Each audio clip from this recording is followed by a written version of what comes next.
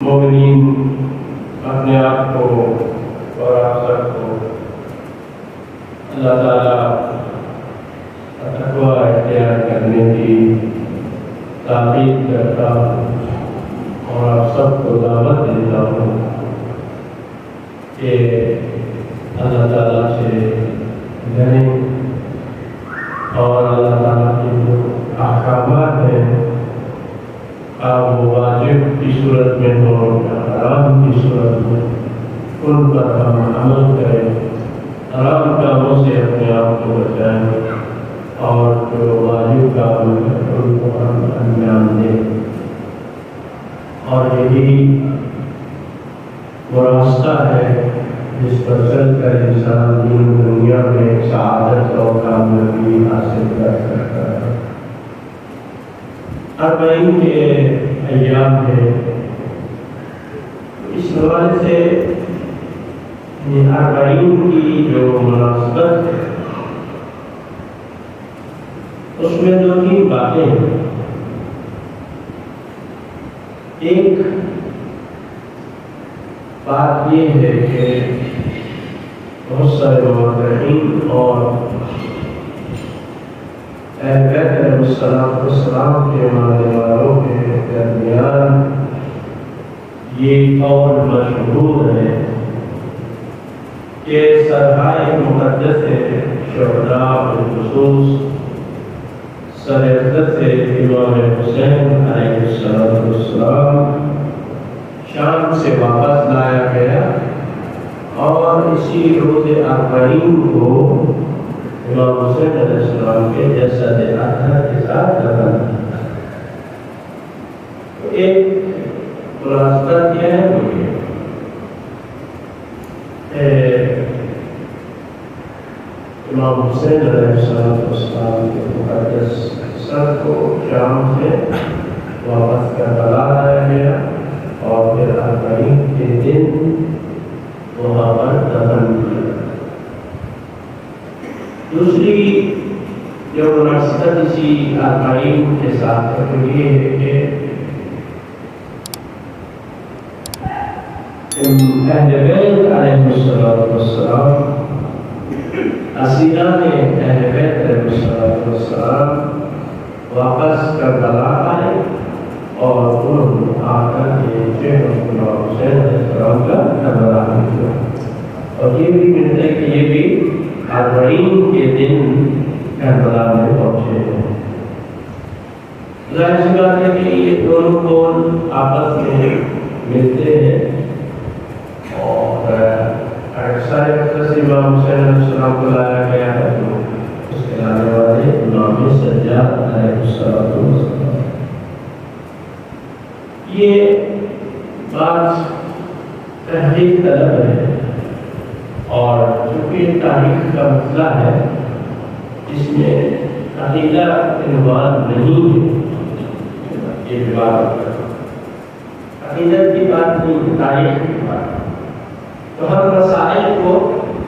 اگر مختلف زاویوں سے دیکھیں گے تو دیکھنے کا جو انداز ہے جو زاویہ وہ بدل جاتا ہے۔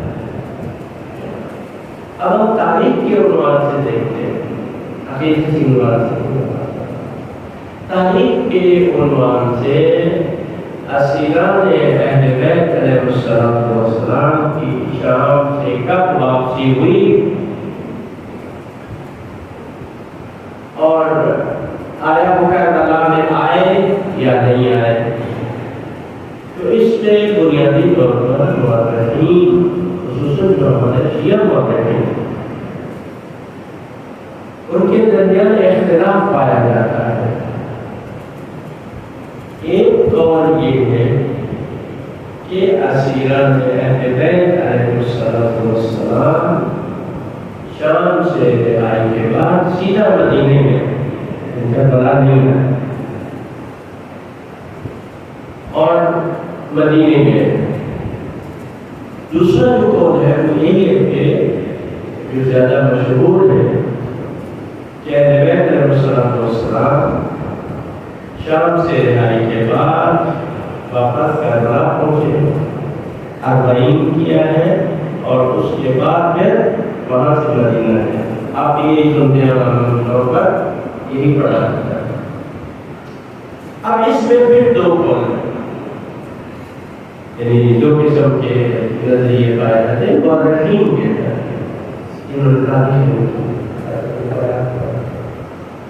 وہ یہ بیان کرتے ہیں کہ ایک یہ ہے کہ اہل بیت علیہ السلام شام میں سے واپسی پر پہلا اربعین پہلا چہرہ اہل بیت نے کربلا میں کیا۔ اگر یہ قول اور مشہور، یہ بھی مشہور قول ہے، اگر یہ قول درست ہو تو پھر اس کا مطلب ہے کہ اہل بیت علیہ السلام شام کے اندر سال قید نہیں رہے، بلکہ تھوڑا عرصہ قید رہے، اور ممکن ہے وہ 3-4 دن سے زیادہ نہیں ہے کہ اہل بیت علیہ السلام شام میں اسیر رہے اس قول کی بنیاد پر۔ کیونکہ جب حضرت زینب سلام اللہ علیہ اور امام سجاد علیہ السلام نے اور دیگر اسیر بیویوں نے وہ خطبات دیے، وہ ایسی باتیں بیان کی، لوگوں کی آنکھیں کھل گئی، اور خود آپ دیکھیں کہ یزید کے دربار کے اندر یزید کے خلاف ہمارے اٹھائے گئی لوگوں نے باتیں کی، خود یزید کے گھر کے اندر سے اہل بیت علیہ السلام کی اسیری کے عنوان سے احتجاج ہوا، خود یزید کی بیوی نے آپ کے دربار میں اس بارے میں احتجاج کیا، اور جہاں ملتے ہیں کہ یزید کے گھر میں امام حسین علیہ السلام کی مجلس، یعنی یہ بھی اداری ہوا، اور یزید کے گھر میں شوق کی کیفیت ہو گئی، اور خطبہ جمعہ یعنی روز جمعہ میں نماز جمعہ کے دن امام سجاد علیہ السلام نے جو سب لوگوں کے سامنے خطبہ ارشاد فرمایا، جس میں اپنے فضائل کو بیان کیے، اور سب سے زیادہ امام سجاد علیہ السلام نے خطبے میں اپنے دادا علی ابن ابی طالب علیہ السلام کے فضائل کو بیان کیا اور اپنی مظلوم کو بیان کیا، لوگوں کی آنکھیں کھل گئی۔ تو لہٰذا یزید کو یہ اطلاع دی گئی اور کہ بھئی اہل بیت کو رہا کرو، اگر اہل بیت علیہ السلام مزید کچھ دن شام میں رہ جاتے ہیں تو پھر تمہاری حکومت کی خیر نہیں ہے، وہ کہہ رہے ہیں انقلاب برپا ہو جائے، لوگ تمہارے خلاف۔ لہذا اس نے اہل بیت کو رہائی کا حکم دیا، اور شروع سے ہی جب اس نے حالات کو دیکھا تو اسی ذمہ داری اس پر ڈالنے لگ گیا، اپنے دیار پر ڈالنے لگ گیا، اور خود اپنے آپ کو بری الذمہ قرار دینے لگا۔ یہ کیا ہے؟ یہ آپ دیکھیں کہ حضرت زینب صلی اللہ علیہ کی شجاعت، بی بی کا وہ شجاعت کے انداز میں خطبہ دینا، اور بی بی کے اس کو رسوا کرنا، بڑے دربار میں بی بی نے اس کو ذلیل و رسوا یزید کو، یہ سب باتیں اس بات کا سبب بنی کہ یزید کو پیچھے ہٹنے لگ گیا اور اس نے رہائی کا حکم۔ تو اس قول کے مطابق یکم سفر کو اہل بیت علیہ السلام کا یہ قافلہ شام میں پہنچا ہے، اور 3-4 دن وہاں پر اسیر رہا، اور اس کے بعد پھر جب رہائی کا حکم ملا تو پھر 3 دن تک ہے کہ سلام علیہ ہم یہاں پر آزاداری کریں گے۔ 3 دن تک شام میں حضرت زینب سلام اللہ علیہ نے آزاداری کی، اور اس انداز سے یہ قافلہ پہلا اربعین اس کے واقع کربلا میں۔ تو یہ ایک قول ہے،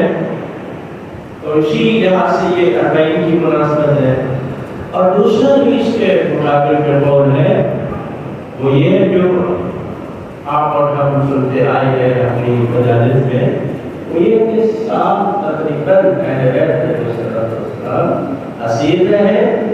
اور سال کے بعد جب رہائی ملی تو اہل بیت علیہ السلام کربلا میں آئے۔ تو اس قول کے لحاظ سے پہلا 40 اہل بیت نے کربلا میں نہیں کیا، بلکہ اس کے بعد والا جو 40 تھا وہ اہل بیت علیہ السلام نے کربلا میں کیا۔ یہ اس لیے تاریخی طور پر یہ 3 اقوال ہیں جو میں نے آپ کے خدمت میں پیش کیے،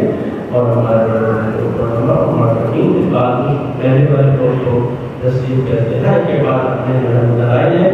لیکن اس وقت جو موجودہ صورتحال میں جو قول زیادہ